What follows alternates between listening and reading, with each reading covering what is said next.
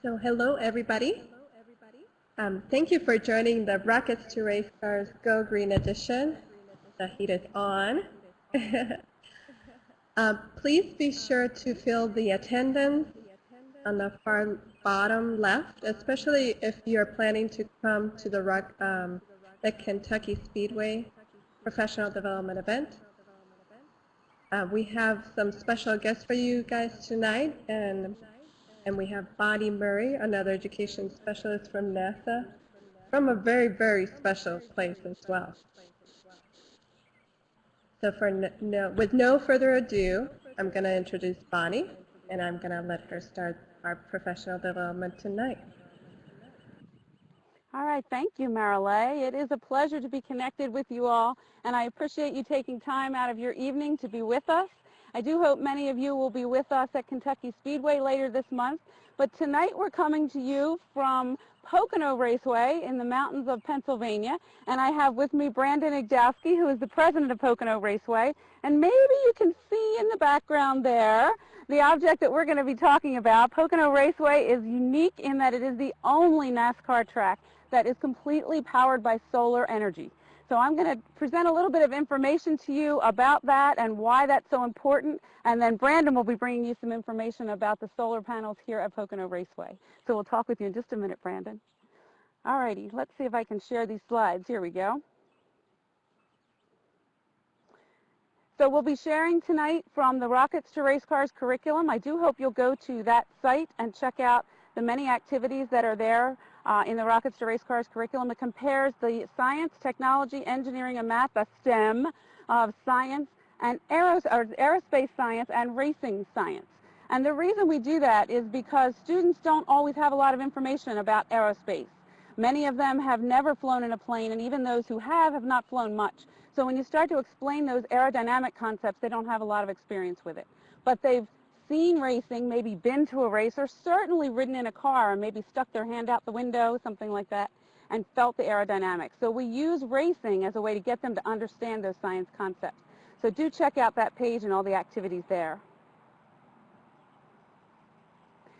I work with the NICE project, which is very convenient to be able to say I'm 100% on the NICE project. And it's the NASA Innovations in Climate Education. So if you teach earth science or anything to do with weather or the clouds, any of those items, you can find resources in the Ask NICE website. And if you click on the Ask NICE banner there, you'll find the recordings that we've done from professional development sessions all through last school year, or this school year that just ended.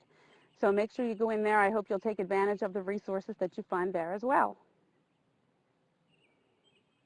So let's talk a little bit about weather and climate and how they're the same and how they're different. I'm going to flip through several pictures, and I want you to think about whether each one is weather or climate. Does it pertain to weather or does it pertain to climate? Okay, those two. And think of them kind of in groups, and you'll see why I say that at the end.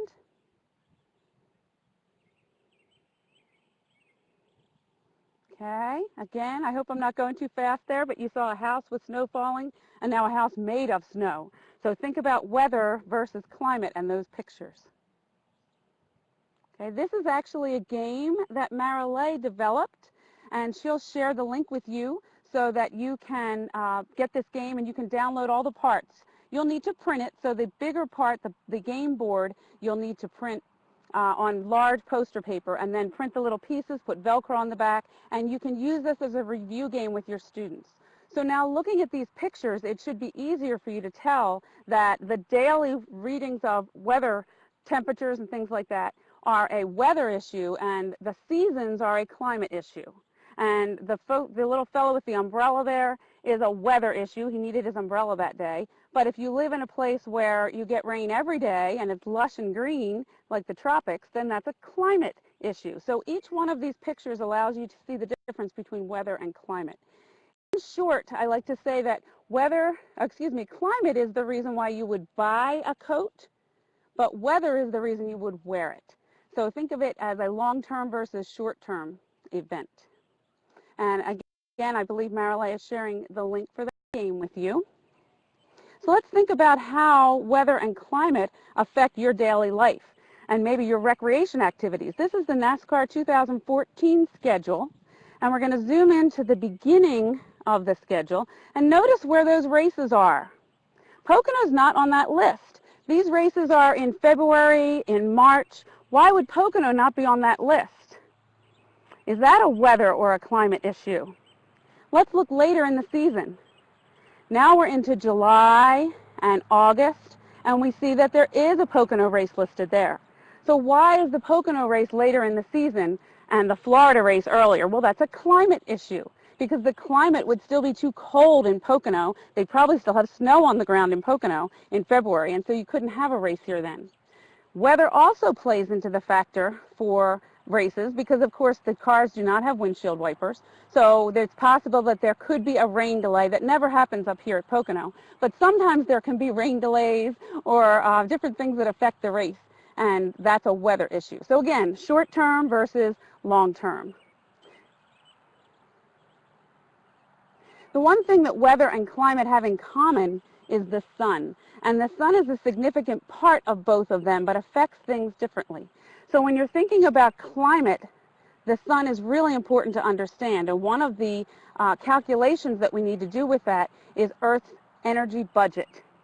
So considering the solar radiation coming in and the solar radiation going out, and they need to balance. It's called a budget because you need to balance it like you do your financial budget. So you want to be able to consider that. Well, there's a great resource, and a link to this is at the bottom, and I believe Marilee is going to put it in the chat box for you so that you have it. This is an online resource that students can go into and read the text and then enter the numbers so that they can calculate for themselves the wattage coming in and the wattage going out to see how Earth's energy budget balances. Having Earth's energy budget balanced is really critical because otherwise Earth is either going to heat up or cool down. Here's another website on the energy budget story. It's done by the science director at Langley. So you'll be able to go there and print posters and things like that as well. And an idea that Marilee and I did recently at a workshop was to use a balance beam. So we actually had teachers working as engineers creating a balance. And then we had teachers reading that website that I just showed to you and writing down the different amounts of solar radiation coming in and going out.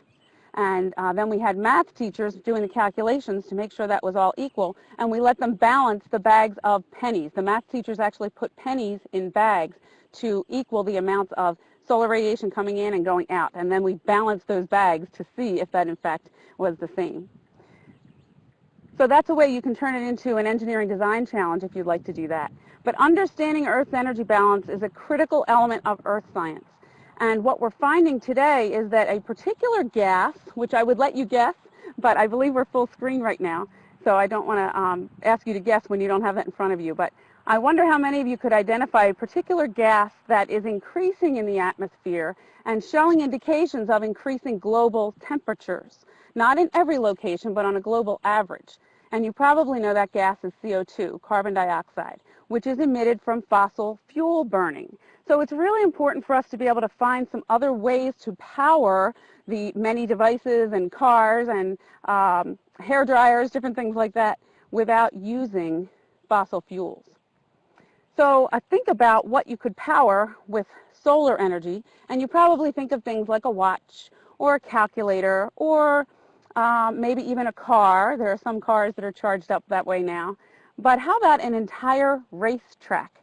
And that is what happens here at Pocono Raceway. So I'm going to let Brandon give you a little information about how that came to be, what kind of things they had to do to decide if this was a location that could have solar energy, and then how the solar energy works here at the track. So I'm going to stop sharing, I think. Brandon plug in there. All right. So you should hear Marilee now. If we might not hear her. Good evening, everybody. Can you hear me? She'll let you know. We can hear you loud and clear. Got no picture though. All right. You guys see me though? Yes, we can. All right, great. So behind me, as you can see here behind me is our Pocono Raceway solar farm. And you might be able to see our little sheep we have over here. just over my shoulder. We have 50 sheep that are in this solar farm property here that help us keep it clean and mowed and fertilized throughout the season. So not only are we making green power, but we're using green power to keep the grass nice and trimmed up. Our solar farm here is 25 acres. It's a 3 megawatt solar farm consisting of 39,960 U.S. made solar panels from beautiful Ohio. All the steel and aluminum and wood that you see that are on the racking systems are as well are all U.S. made materials. So given that we're a U.S. sport, we decided that we were going to spend a little extra to do it the right way and make it all U.S. materials. So it's quite a complex. Covers, over, like I said, 25 acres. The panels themselves encompass 17 whole acres. And it was a great project to do. A lot of people ask us why we did it, why at a racetrack. And here in Pennsylvania, they were deregulating our power a few years back in 2008, and we had to look at a way to save some costs when we realized that our power rates were going to go up about 50%. So the idea was to spend $15 million to save a whole lot of money over time, and that's what we did. This is the largest renewable energy project at any stadium in the United States. We were in the world until a new one came online, I believe, in Southeast Asia, but we are the largest in the United States. The Philadelphia Eagles, theirs is similar capacity-wise at 3 megawatts, but we have more panels, and I remind them all the time that we were still first and we're still bigger than them. It's great to have it here. People always ask, in the Pocono Mountains, you're so far north, you're up in the mountains, how can you do solar? We're actually in a great solar belt. Solar, like a lot of other electronics, actually work better at cooler temperatures. If you think of your electronics at home and your phone always shuts off when it gets too hot. Same thing with the solar panels. If they get too hot, the efficiency levels go down. So the cooler, brighter days actually work well. Our panels are thin film technologies. That's why there's so many compared to some other projects. And they pick up a lot more lower light levels and create power. We've actually seen these panels in the wintertime with 2 inches of snow are still producing power. You can actually go to our website, PoconoRaceway.com, click on our green page, and you can see real time what our panels are doing, our farm's doing. You can also see equivalencies from the EPA of what we're offsetting. How many trees, how many 60-watt light bulbs we're powering for a year, and how many gallons of gasoline we've saved since we turned it on. It's pretty impressive numbers when you go and look at it. It's something like 299,000 barbecue propane tanks in a year is basically what we're offsetting here with this, and it's pretty impressive. We get a lot of people come and ask us, about the farm all the time, and I come to a lot of schools and speak about. I love bringing the panels and talking to the kids, and they get all excited when they, when you talk about racing in one thing, and then you talk about solar energy, they get excited. So growing up in this sport, I didn't think for 1 minute I would know anything about solar energy and how that works. I think I know more now than I ever really wanted to, but it's quite enjoyable, and I love having this here. I love being able to share what we have with all these folks around the world like you guys, and be part of this program. And we encourage you to come out and see what we're doing here, and really get a sense of the scale. But if you go to our website as well, on the top right corner, you'll see a little triangle icon that says 14.8.6. If you hover your mouse over that, the whole website will disappear. You'll see an overview of the racetrack, and you'll be able to see the solar farm and actually get a sense of the scale. The track itself is a 2.5-mile triangle. 300 acres encompass the infield of our track, the inside of our track. So when you compare that to this, you'll actually get a sense of how big this really is. This farm behind me actually powers 100% of everything that we do here at the racetrack. Actually, it powers more than we need. So we're putting about 20% more than we need back onto the grid. And obviously our local neighbors, it's like water; everything runs downhill. And our local neighbors are pulling off our farm through the local power utilities. Most of the time, they don't even know they're using solar energy. They're not getting a special rate from the power companies, but they're getting. But we're helping offset, what the power companies have to put into this area, so that hopefully one day we don't have rolling brownouts when they have to, if that day comes. And it definitely helps out our area. In the summer times, we do get our hot blazing summers, and in the winter time when everybody's got their heat going. So it's a great project, and definitely, like I said, encourage you to come out and see it. Thank you. And one more question, Brandon. Yep. You have a kind of a special golf cart this weekend, don't you? Yeah, I haven't seen it yet. I ordered a solar-powered golf cart. I believe it just came in on a truck. The company that built it is keeping it a surprise until tomorrow. There's a big grand unveiling. But yeah, I'm so into solar. I've actually ordered a solar-powered golf cart, so I'm quite impressed to see what this is going to look like and drive around the weekend with my little solar-powered golf cart. My decal that says "Powered by the Sun." So it's even when I plug it in here, it's still powered by the sun. Are there any questions for the teachers, excuse me, from the teachers, Marilee, before we switch back to me? Let me see. So teachers, do you have any questions for Brandon?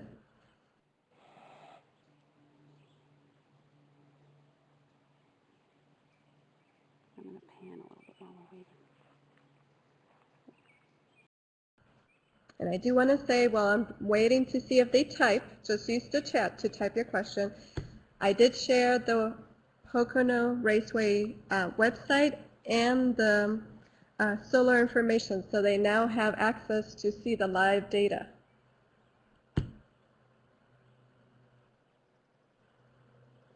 So I do have a question from William. He's asking, how well does the solar farm do right now when it's cloudy? Right now, I'm sure it's it's late afternoon here. It's not kicking out much power this late in the afternoon. But even with these cloudy conditions, it'll probably be kicking out. I don't have the number right in front of me right now, but it's probably close to 8 or 9, maybe even 1,000 kilowatt hours currently with these low light conditions. And obviously this afternoon when we had bright blue skies, we're up over 2,500 to 2,900 kilowatt hours. The system actually resets itself every 15 minutes, so the number you're looking at on that green page on the tracking page is within the last 15 minutes. Okay, great. And We actually, also have another and you click on the question. graph, you can sometimes see when the clouds come in and out, and the graph how it spikes up and down. Oh, that's great. Okay. So we have another question from Langley Youth Program. What is the cost to maintain the solar panels? The panels themselves are actually pretty easy to maintain. When it rains, they get washed off. We have a yearly contract with a company that comes in. They just go through and they check to make sure we have no broken panels. We have a lot of extra panels that we keep here on property that came with the system. It's literally as simple as 4 screws and unplugging one wire to pop them off. But it's relatively maintenance free. Our inverters, we have 3 1 megawatt inverters for this farm. So all these panels feed into the 3 inverters, which then feed onto the grid. And that's probably the biggest thing is just keeping those things clean. And once a year they have to come out and just do a yearly maintenance on them. And for our farm, it's about $20,000 a year to keep this place maintained. And that includes all of the service fees and projects we have to do, and not counting our sheep because they're free. And Brandon, I'm sure that that's just a fraction compared to not having the solar panels, correct? Oh yeah, absolutely. I mean, we don't even have an electric bill anymore, which is great, because everything that we produce during the day, if we're drawing at night, it actually will offset what we're doing. So at the end of the year, we actually get a credit back from our power authority, which is always nice when they're paying you and we're not having to pay them. That's great. That's great. We have one more question from Monica, and she asks, any winter weather damage issues? No, the biggest thing we have, especially this past winter, it was such a tough winter, is the amount of snow. The bottom panel is only about 3.5 feet off the ground, so we'll typically get about 3 feet of snow here in the Poconos. So what we'll have to do is we just have to come through with our plow truck sometime in the wintertime and just clear a path so the snow can slide right down. Because they're black and they're glass, they get a little bit of moisture underneath them and all the water just slides right down. The snow will slide right off. So in the wintertime, it's actually surprising. Once we get some snow in there and it starts to melt a little bit, it slides right down.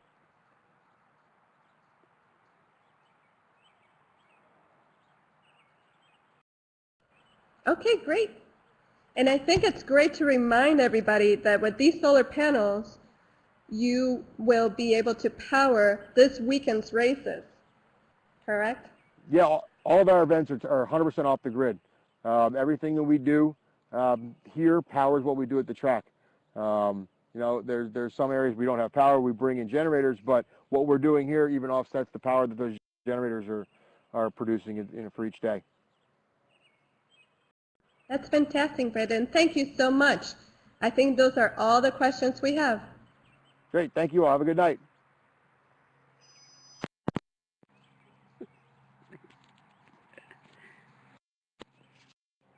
All right, thank you. And I'm glad there were some great questions. That's good. Oh, Marilee, I don't want to share, do I? Cancel, that's what's wrong. I want to show you the website. We do have the website in our PowerPoint, and as many of you discovered, you can actually, there we go. Oops. Are you seeing us again? Yes, we are. Okay. As many of you may have seen, you can go to the Pocono website and see the real-time irradiance and to see the wattage that's being produced. And Brandon had a good point. You can look and see what happens when cloudy conditions comes over, because it gives you the weather conditions and it also shows you the power. The other interesting sunrise change, because you can see when sunrise came up, because you can see the solar production begin. So let me see if I can go there. We don't need that picture. That's the picture off the Pocono website, but we had it here live, so we don't even really need that one. And that was wattages that are produced.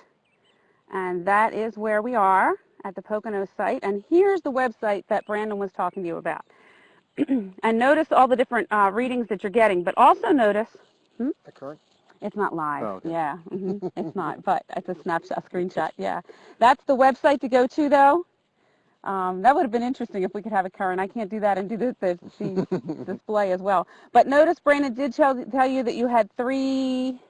The graphs, and you can actually click up here where it says graph on the top. Yeah, and these are the 3 different. Those are the 3 inverters. Yep, Right. those are 3 inverters there that show each of the power that each of them are doing. Right. So you can see the 3 inverters and which one is doing what. And the graphs up here that Brandon was mentioning are really wonderful, because you can change what you want on the graph. So if there are any math teachers connected, you can decide, you can give your students a challenge to graph a particular location, or excuse me, a particular amount, and then you can use that graph to show the different amounts and the different power being produced. So any questions about the website? I think some of you had already gone there, so I wanted to make sure we answered any questions we had about that.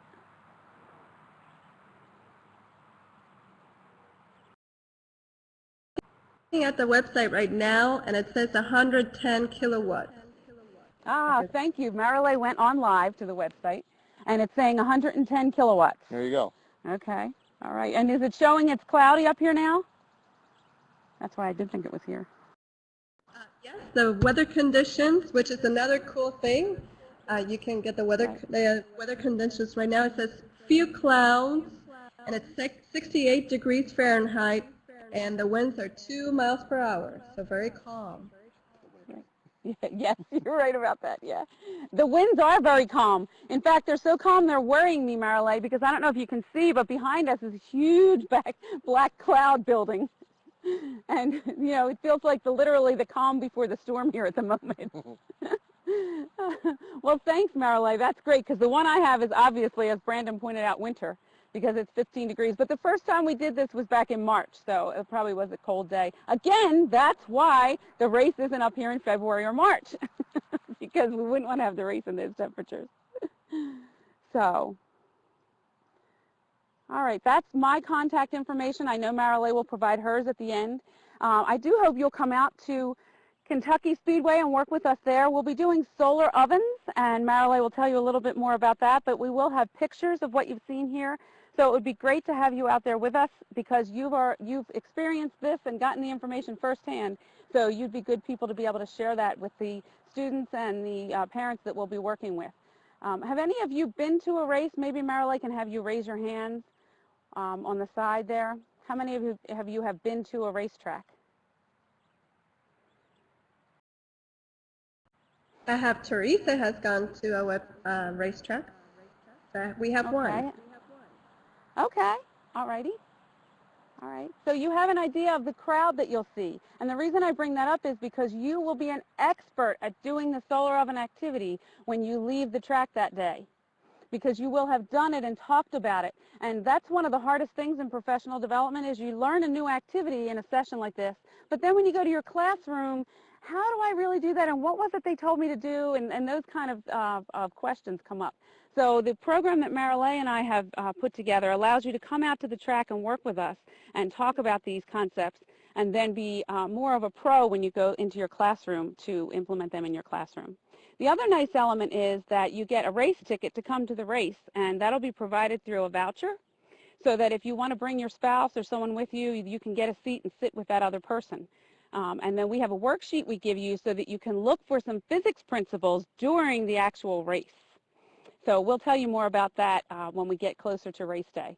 But I do hope you'll connect with us and come out to the track. Are there any other questions for me before I turn things back over to Marilee?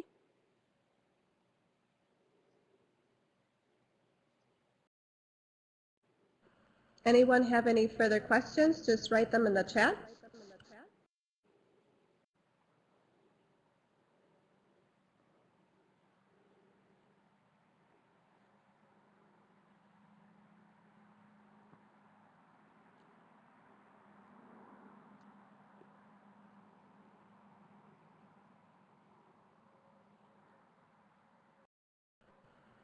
Bonnie, I don't see any questions.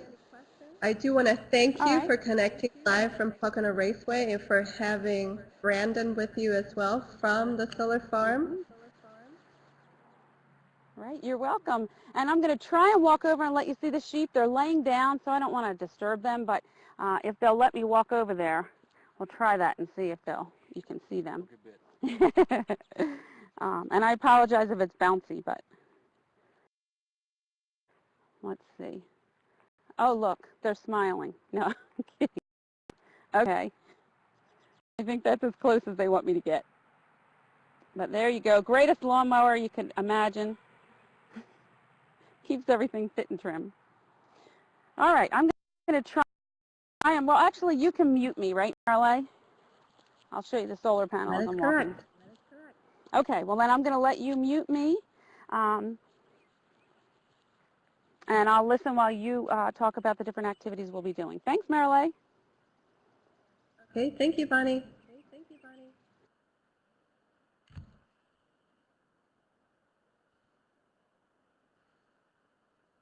Okay, so that was really great. We had the luck to have Bonnie at the Pocono Raceway and be able to connect with the racetrack president. So some of the activities that we will be doing this weekend are at the Kentucky Speedway. I'm sorry, I'm getting excited. One of them is the solar oven activity, and I put the link to the activity on the chat, so please be sure to copy that link. The idea that we're going to have to do live at the track is to have kind of like an already made small box for the oven. And for those of you that have done this activity, you know that it's all about the different types of radiation, right? And the idea is that you put some graham crackers, you put a marshmallow and some chocolate, and you're trying to make a s'more using the energy from the sun. Now you need to keep in mind all the different things that are going to happen, right? So you have radiation coming from the sun, but then now you have convection happening, right? So the idea will have different materials there, and the kids will be able to choose which materials, which colors will be best to accentuate that convection portion of it, and see who can cook their s'more the fastest. So it'll be a competition when we're at the track. So again, the link to the solar oven activity is on the chat. I'm sharing here another activity. If you are interested in going to Kentucky Speedway, please fill out the attendance in the bottom left corner so we know. I'm going to share, let me share with you guys the link to sign up for this activity. And please let us know how many hours would you like to be with us. We are suggesting minimum of 2 hours, because if you're coming to the track, it's quite the process for parking and things. So 2 hours would be good, and it will count for your professional development hours. Another activity that we're going to do is school, which is students' cloud observations online. And I think I see some familiar names, some school teachers, which is exciting. Okay, and what we're hoping to do is to do some cloud observations. So school is all about cloud observations and how clouds are important in climate. And this is an excellent citizen science project where you and your students go outside at a point, at a date and time when one of the NASA satellites are passing right above you. And you go outside and you look at the clouds. Now, the view from the bottom up really helps with us doing satellite observations from the top down, because satellites don't really see everything or all the details that we can see from the bottom up, especially since not everything that's white is clouds, right? You may have snow and stuff, so you can help us with that. Also, contrails, so those clouds that form because of airplanes, are very difficult to spot with satellites. So you will be helping us doing that. So we have the report form that will be, we hope to have some at the racetrack. This is one of the options. We will definitely do the solar oven activity. One of the extra options that we might have is doing a report form and being a rover reporter. And you notice it's very simple. And then we can talk about what clouds are we okay with having if we want that race to happen that night, right? Not all clouds are good for for something that's dependent on weather, like a sport, right? So a NASCAR race, if it rains, it gets delayed and even canceled maybe, right? So there's certain cloud types that relate to that type of weather. And of course, the weather in an area and long-term observations of weather will relate to the climate.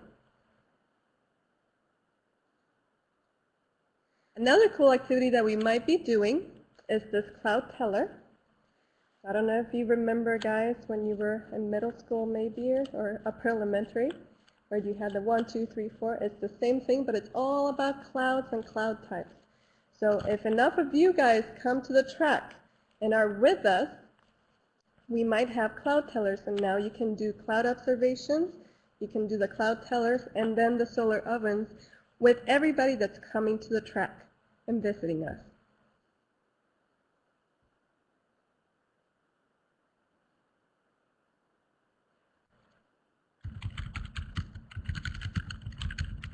I'm looking for the website to give you guys the link to download the cloud teller yourself. It's an excellent activity and it's really cute. And then you can use it to talk about cloud types and the names of those clouds.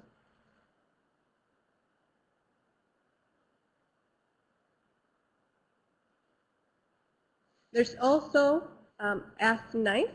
So as Bonnie mentioned, she's part of the NICE project. She's 100% nice, and she is quite nice. I like her very, very much. But NICE stands for NASA Innovation and Climate Education.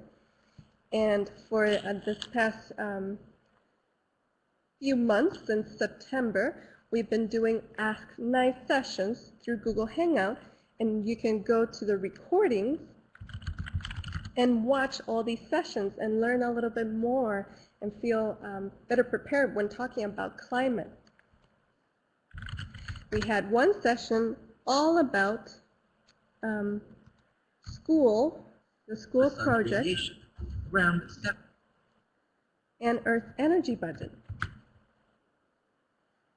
So if you go to this following link, you can watch the video and then learn more about the school project and how to use it to really teach about climate and climate education.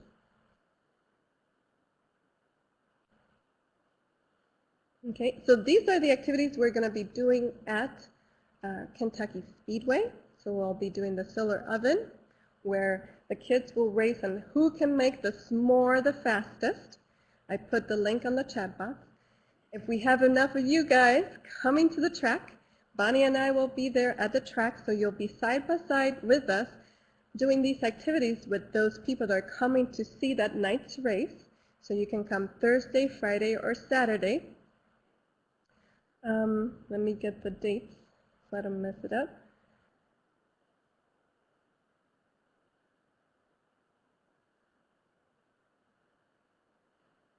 So we'll be out there June 26th, June 27th, and June 28th. So you can come all those days or one of those days for at least 2 hours. And then you can, those 2 hours, you'll be side by side with us doing these fabulous activities, and those hours will count towards your professional development.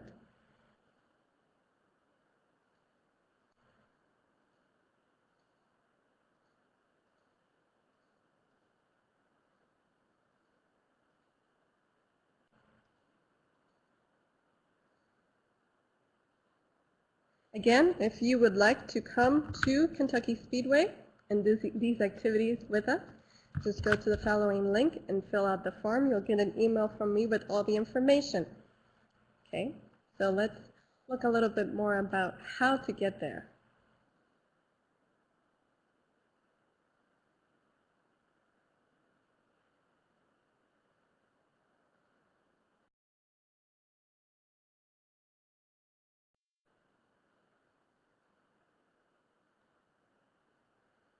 So we're going to be right outside the gates between gates 15 and 12.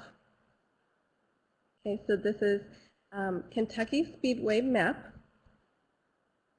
We're going to be there Thursday, June 26th, Friday, June 27th, and Saturday, June 28th.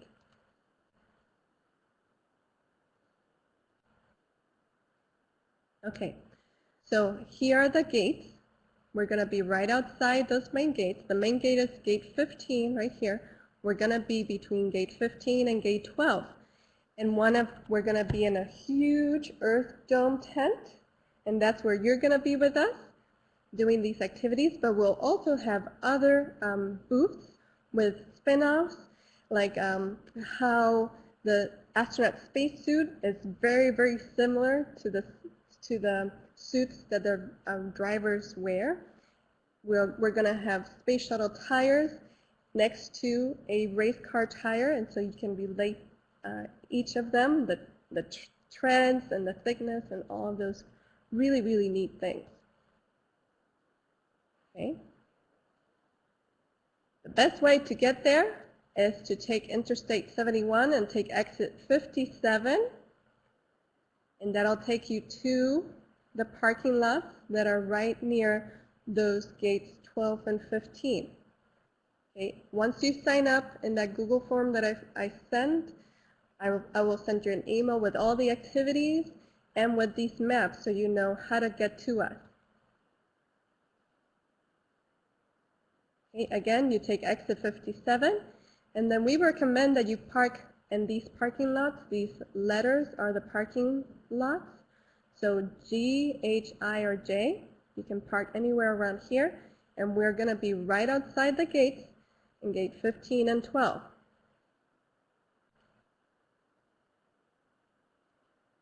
And then here's a picture of the earth tent where we're going to be and where you're going to be right next to us. Like Bonnie mentioned, by you being with us at the racetrack in this tent doing these activities, you will get a free ticket for that night's race. So if you come on Thursday, you'll get a free ticket for the Thursday race. Now it's a voucher, so you'll be able to buy extra tickets if you come with anybody, and then that way you'll be able to all sit together. So it'll be very, very exciting. Now, are there any questions?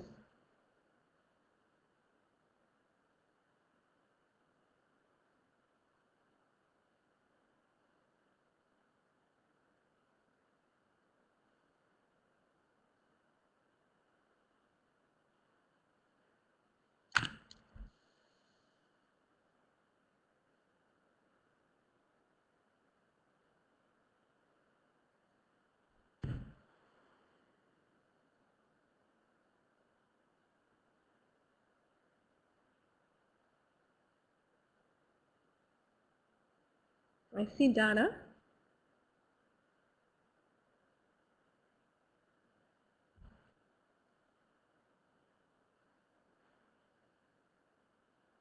Okay, great. So right above the chat, there's a Google Docs document.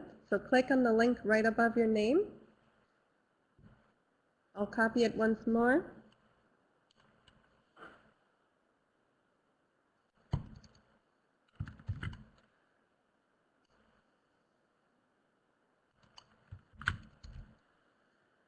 So Donna and everybody else, the link that I just put in, it's docs.google.com. That's the document that you will use to register.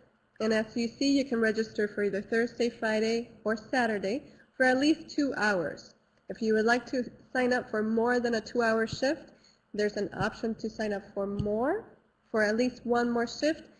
And if you would like for more, even more, just let us know.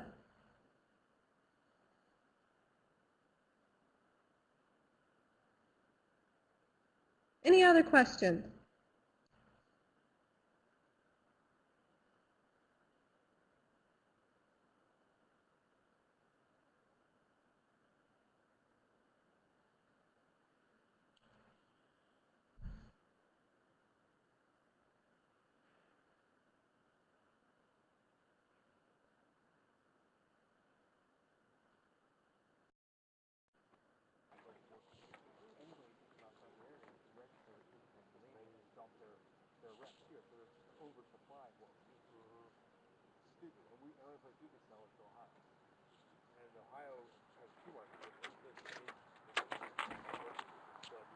I see Teresa.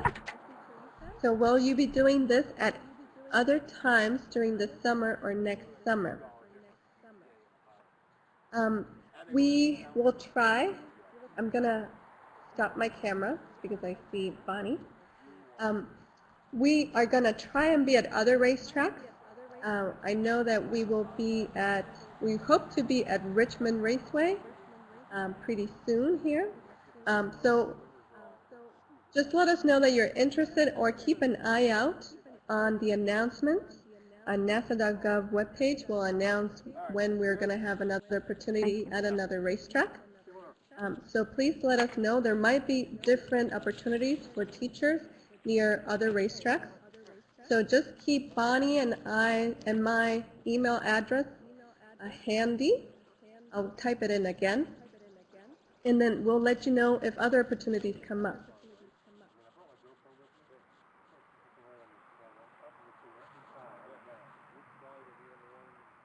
So Monica, we hope to see you at Richmond. We really hope. The Richmond race, let me make sure to give you the actual date. I think it's September 6th. Am I Bonnie, unmuted? I can unmute you. Okay. Yes, let me unmute Bonnie. That's okay. Yep. Okay, Bonnie, you're unmuted. Okay, I think that race is September 6th. It's the first weekend in September. And that is a Friday-Saturday race. So your options would be to join us on Friday. Actually, I think it's a Thursday, Friday, Saturday, just like what we're doing down in Kentucky. So I also want to mention that if this is a curriculum that interests you and you see value in putting this in your classroom, another way that we can bring that experience to you is through something called virtual visits. So just like I'm connecting with you from Pocono Raceway today, we can connect into your classrooms from different locations and from different locations around the NASA Langley Research Center, and we can bring scientists into your students that way. So keep that in mind as well. That would be a great follow-up after this. Are there any questions about that?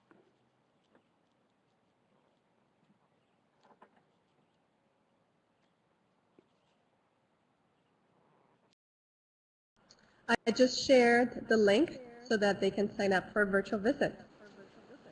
I do have another question here. Let me read it here from Joe. So if there's another teacher at your school that would be interested in participating but could not join today, can they? I would say yes. You would be their trainer. Okay, so as you sign up, I will send you the links to all these activities. So please be sure to share these activities with them. Talk to them a little bit of what you learned today. and then have them sign up so that they can come out with you and join us at Kentucky Speedway. And they may be able to watch this recording as training as well, correct, Marilei? I'm hoping so. So please give us your email. So anybody that wrote their name and the attendance, if I can make this recording available, I will be sure to share it, and that way you can also share the recording with all the teachers interested. Oh, I lost sound, Marilei. I'm not hearing you. Could be me, though. Being available, I will be sure to share.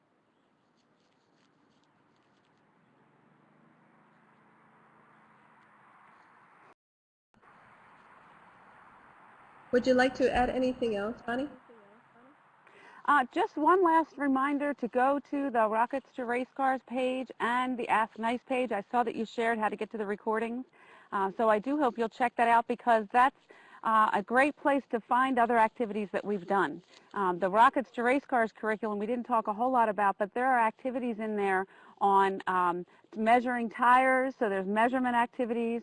There are activities on the pull of gravity and balance and weight distribution, and there's a variety of different activities on different topics that you can plug into your curriculum in many different places. So go on there, and if you have any questions or would like us to do additional professional development on any of those activities, do let us know, and we can connect with you again and share whatever information you need.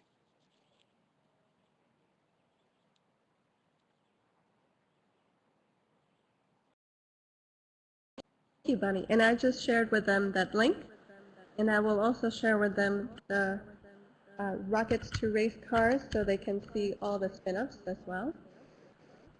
We should probably share the LMS link too, because we have an asynchronous course, and I don't mean to sound quirky with using big words, but the neat part about it is asynchronous means you can go on and go through this course without any other time constraints. So you click on the course and you go through and complete the requirements, and it is the measure up and calculate activity. So it talks a lot about tires. There's a parking lot measuring activity, lots of really neat things you can engage your students in.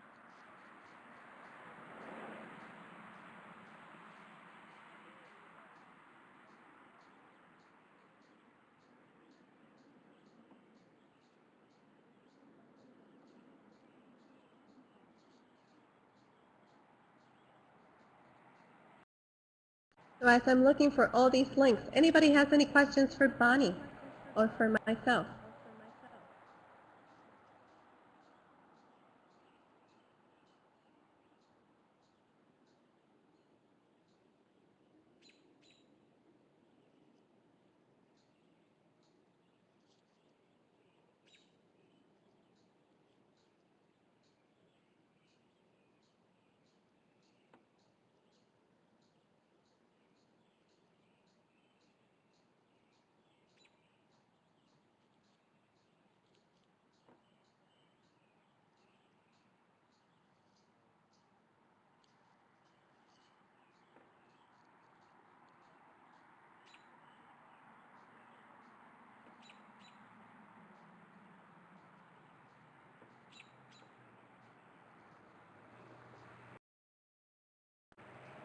Okay, Bonnie, all I'm getting are big, big thank yous from everybody.